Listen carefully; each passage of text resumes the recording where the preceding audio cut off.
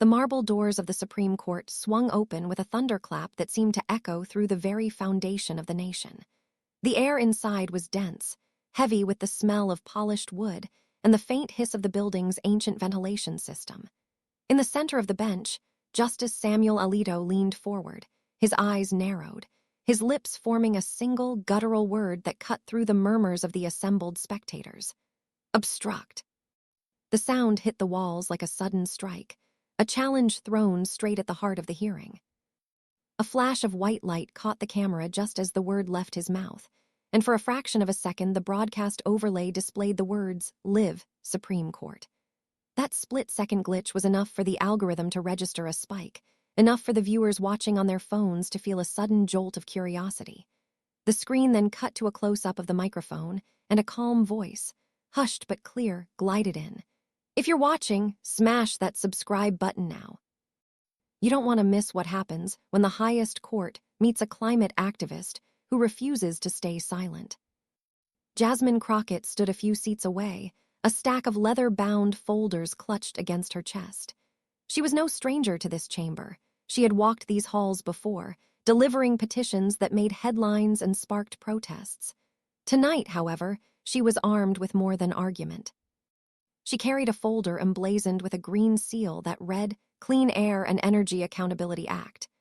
A bill designed to force every federal judge to disclose any past work, gifts, or consulting fees tied to fossil fuel companies. The bill had been a quiet draft in the Senate for months, but in the last week, it had exploded into a media firestorm after a series of undisclosed donations to judges. Families made national headlines. Alito, wearing his signature black robe and a scowl that seemed carved from granite, had been tasked with presiding over an emergency oversight session because the Justice Department, at the request of a coalition of environmental NGOs, argued that the act was essential to restore public trust. The chief architect of the hearing, Chief Judge Loretta Chen, had called the session urgent and critical to the integrity of the judiciary. A sea of uniforms and suits pressed in on either side of the aisle, the conservative bloc wearing dark ties, the progressive side in brighter shirts, all waiting for the first words that would set the tone. Alito's voice rang out, measured and unyielding. The Climate Accountability Act, as drafted, is a direct infringement upon the separation of powers. It forces judges to become political actors, subject to the whims of lobbying groups and partisan interests. He tapped the gavel lightly on the bench, the sound resonating like a warning. We must preserve judicial independence. To do otherwise is to invite corruption. Crockett's reply was cool, almost rehearsed, yet laced with fire. When the branches of government hide the money that fuels their decisions, what are they protecting? The public's right to know which oil companies are paying those who interpret the law. She placed the green sealed folder on the bench with a deliberate thud that seemed to reverberate through the courtroom's vaulted ceiling. Transparency is not a partisan weapon. It is a constitutional safeguard. Alito's brow furrowed, and a faint ripple ran through the audience. You speak of transparency, yet you bring a bill that will politicize every ruling on climate regulation. The judiciary must stand above the fray. He gestured to the bench, his hand moving in a sweeping arc that seemed to draw a line between the two sides. If this bill passes, it will force judges to disclose connections that have no bearing on their legal reasoning, turning the court into a legislative showroom. Crockett leaned forward, the leather of her blazer creasing as she spoke. The law is never applied in a vacuum. When a judge's spouse receives millions from a firm that litigates against the very regulations this case will consider, the appearance of impartiality is already compromised. She lifted a thin envelope, the seal cracked in a way that revealed a single sheet of paper. The camera zoomed in as she placed the paper on the bench. On the projected screen behind her, a 3-page PDF appeared. The header read, "Confidential Lancaster & Co. Strategic Briefing, Judicial Climate Initiative, July 2024. The first page listed a strategic overview that outlined a coordinated effort between Lancaster & Co., a lobbying firm known for representing major oil conglomerates, and a group of House Republicans to draft language that would exempt judges whose spouses had received more than $250,000 in consulting fees from the fossil fuel sector. The text underlined in red read, "Ensure that the Act's language permits selective disclosures for judges aligned with industry interests." A bullet point underneath detailed a proposed firewall that would allow those disclosures to be filed under a sealed, confidential compartment, never to be made public. The audience gasped as the words appeared. A lower third graphic flashed. "Exclusive memo, $250 K sponsorship."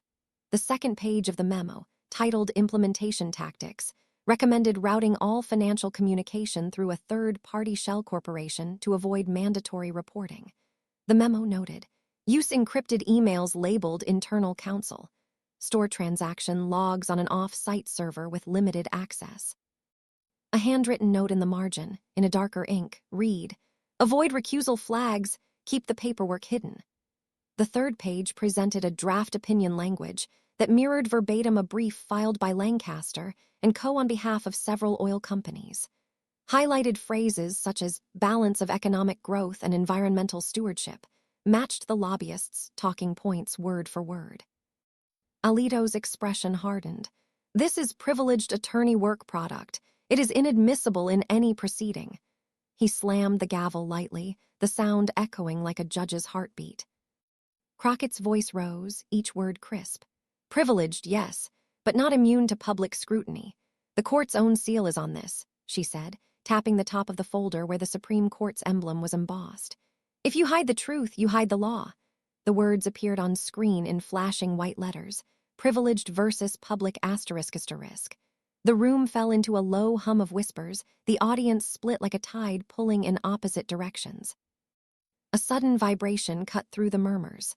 A small, discreet phone on the bench lit up, the screen flashing an incoming call from a number labeled IT Tech. The technician, a young man who had been quietly logging the hearing for archival purposes, lifted the device, and a low-quality audio file began to play through the courtroom's speaker system. The voice was grainy, male, and whispered, "If Crockett brings this up, we pull the filing. Keep the memo sealed. Alito, don't let her see the redacted clause." A faint click followed, as though the call ended abruptly. The room fell silent, the echo of the whisper hanging like a thread across the marble.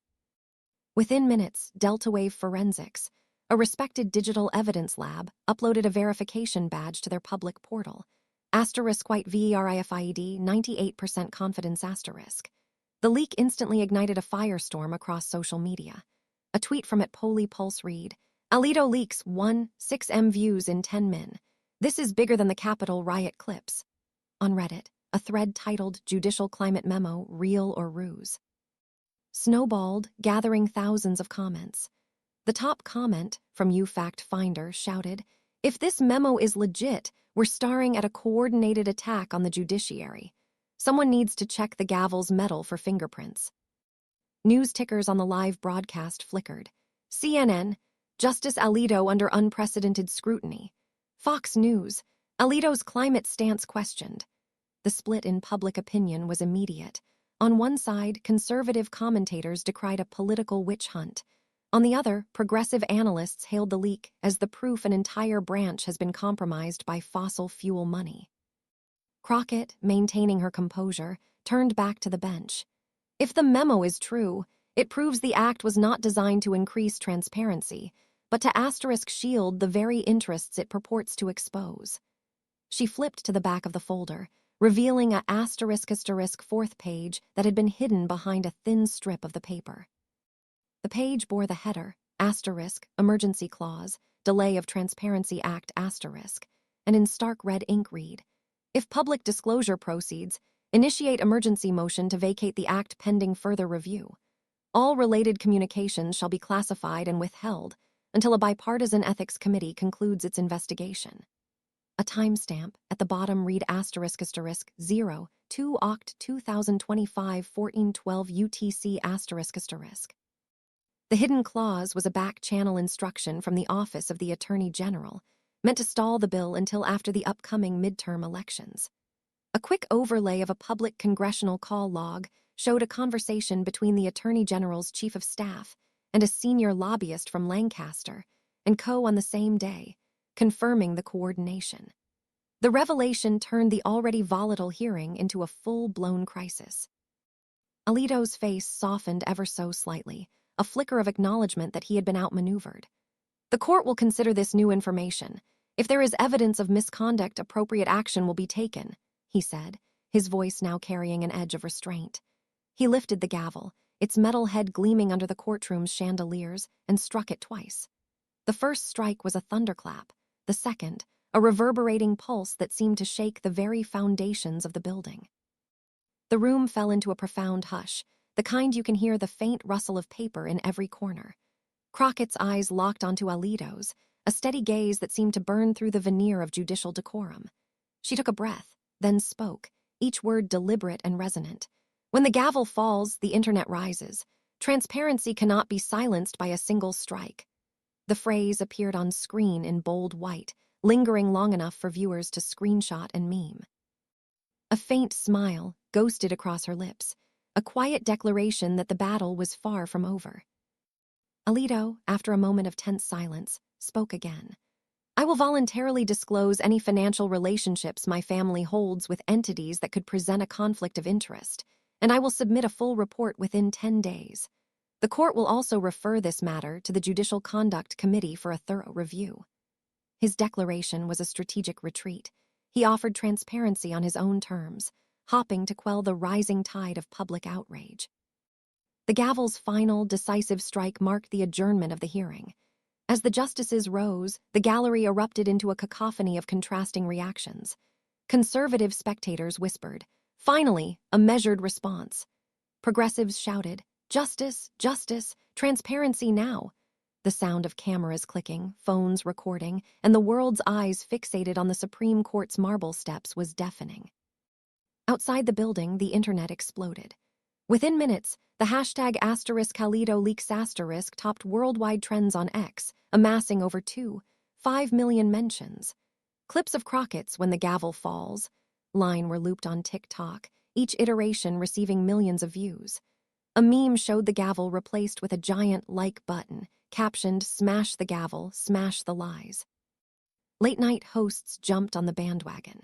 A segment on The Daily Show featured a caricature of Alito playing a game of whack-a-mole with hidden clauses, while Saturday Night Live aired a sketch where a courtroom clerk tried to file the hidden page under miscellaneous, only to have it burst into fireworks. The political fallout was swift. The Senate's Judiciary Committee scheduled an emergency hearing to examine the memo and its authors. Representative Greta Mendoza, DCA, introduced a resolution calling for a Judicial Ethics Reform Act ***, which would mandate annual public disclosure of all financial ties for federal judges, including spousal income and consulting fees. The resolution, spurred by public pressure, gained bipartisan co-sponsors within days. In Washington, lobbyists from the fossil fuel sector scrambled to distance themselves. A press release from Lancaster and Co. declared, "We do not engage in any activity that compromises the independence of the judiciary. The memo referenced is a draft internal document that does not reflect any final policy." Yet the damage was done. The public now associated the firm's name with a covert attempt to shield oil interests from judicial scrutiny. Justice Alito's voluntary disclosure was filed publicly the following week. It listed his spouse's consulting earnings of $786,000 from 3 energy firms that had pending cases before the Supreme Court. The filing, while technically compliant, sparked a new wave of debate. Did the disclosure satisfy the spirit of transparency, or was it merely a box-checking exercise? Legal analysts on *MSNBC argued, in an era where money talks, merely disclosing the amount does not erase the influence. Fox News pundits countered, "These are the kinds of disclosures that keep the system honest. There's no conspiracy here." For Crockett, the victory was both symbolic and strategic. She doubled down on social media, releasing a series of TikTok videos breaking down each page of the memo line by line, each segment annotated with animated arrows, pop-up facts, and a steady voiceover explaining how the language mirrored industry lobbying points. Her videos racked up *3 million combined views within a week, with comments ranging from "You saved the planet" to "What's next? exposing the CIA.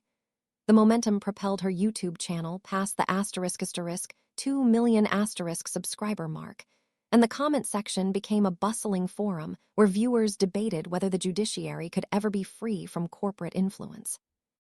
In the weeks that followed, 3 other justices announced they would voluntarily audit their own financial disclosures, a move unprecedented in modern Supreme Court history. The Judicial Conduct Committee opened a formal investigation into the confidential memo and the hidden clause, sending subpoenas to Lancaster and Co., the Attorney General's office, and several senior staff members of the House Energy Committee. The investigation's preliminary report, released 3 months later, concluded that there is substantial evidence suggesting coordinated efforts to influence the drafting and potential delay of the Clean Air and Energy Accountability Act. While no criminal charges were filed at that stage, the report recommended enhanced oversight mechanisms and mandatory public reporting of all financial relationships for federal judges and their immediate families. The ripple effect reached even the grassroots level. Climate action groups organized rallies outside the Supreme Court, holding signs that read, "Judge Alito, no more secrets," and "Transparency now." Local news stations covered the protests, and the footage was incorporated into national news packages, reinforcing the narrative that the fight for climate justice had entered the highest echelons of government. A month after the hearing, Crockett appeared on a popular morning show, sitting across from Alito's former law clerk, who agreed to speak on condition of anonymity. The clerk whispered, "Inside the court, the culture is one of quiet respect for tradition, but there's an undercurrent of fear about exposing personal ties. It's not that judges are corrupt, it's that the system rewards silence." The segment ended with the anchor asking, "Do you think the judiciary can truly be independent?" The clerk's response was simple, "Only if the public holds it accountable." The story didn't end with the hearing. It birthed a new era of scrutiny, where every email, memo, and private conversation lodged in the judiciary's shadow became potential fodder for investigation. The phrase, "when the gavel falls, the internet rises," entered the lexicon of activists, meme creators, and journalists alike, a reminder that even the most entrenched institutions can be shaken when the light of transparency shines into their chambers. Crockett's final message, delivered in a calm yet impassioned voice at the close of her YouTube video, summed up the movement. "We fought not just for a bill, but for a principle. That power without accountability is a danger to democracy. The gavel may fall, but as long as we keep the microphones on, the truth will always rise. Stay vigilant, stay vocal, and keep demanding the transparency you deserve." The screen faded to black, the words, "Subscribe for the next showdown" appearing in bold, the echo of the gavel still reverberating in the viewer's mind. The story, now a living piece of internet history, had turned a courtroom dispute into a cultural watershed. Proof that in the age of streaming, a single 3-page memo could ignite a nationwide push for judicial reform, and that when the gavel strikes, the internet is ready to rise.